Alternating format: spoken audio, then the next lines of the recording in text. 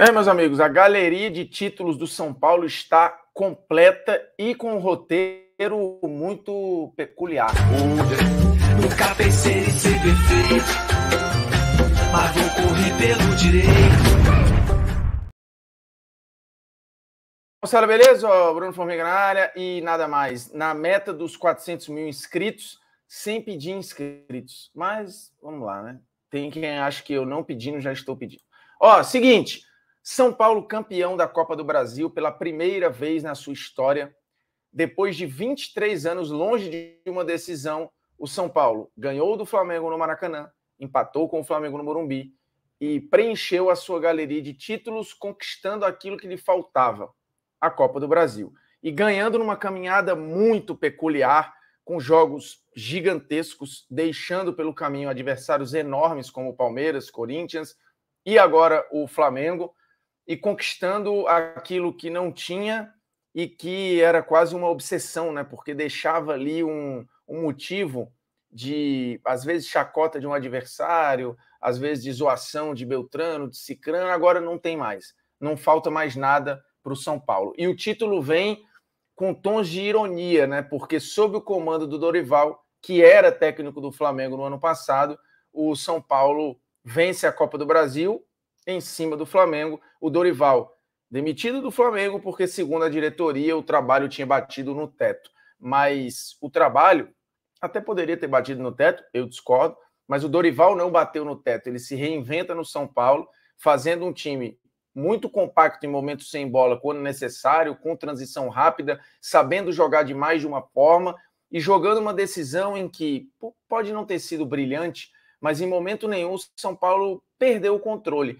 Ele correu alguns mínimos riscos de uma decisão contra um time tão talentoso como o Flamengo, mas, no geral, passou a arrebentação, sobreviveu ao que poderia ter sido um momento de pressão do Flamengo dentro do jogo, sobreviveu ao gol tomado, e quase ao segundo, fechou o primeiro tempo com 1-1, e no segundo tempo acho que controlou dentro do possível. É claro que permitindo que o Flamengo mandasse bola na área toda hora e tal, ia ficar aquela tensão natural de uma final.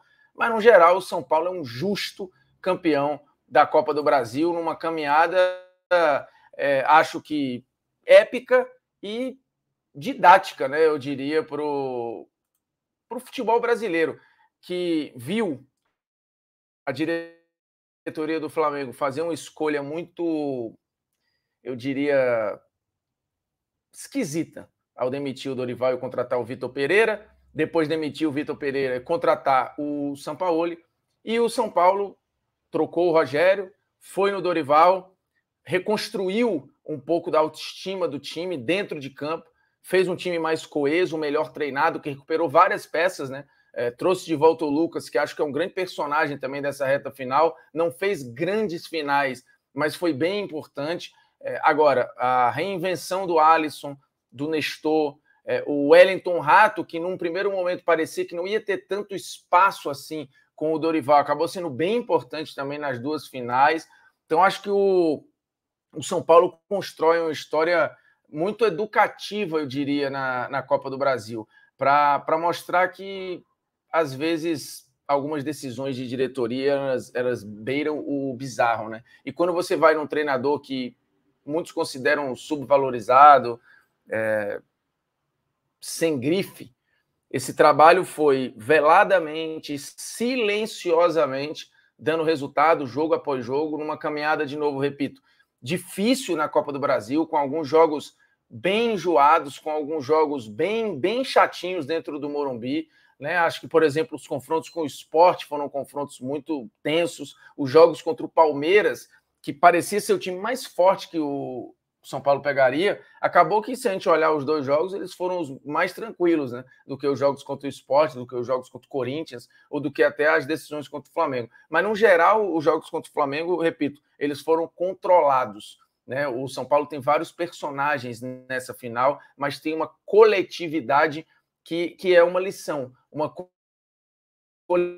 coletividade que ensina, uma coletividade que passa recado, que nem sempre no futebol só o talento vai bastar. E não bastou, para o Flamengo. O Flamengo cheio de estrelas, o Flamengo que é um time super vencedor, o Flamengo um time multicampeão com uma base muito vencedora, isso não foi suficiente. Foi suficiente o trabalho coletivo do São Paulo, o trabalho muito bom fisicamente do São Paulo, muito bom taticamente do São Paulo, mentalmente muito forte para resistir aos momentos em que o time poderia, de repente, perder o controle ali.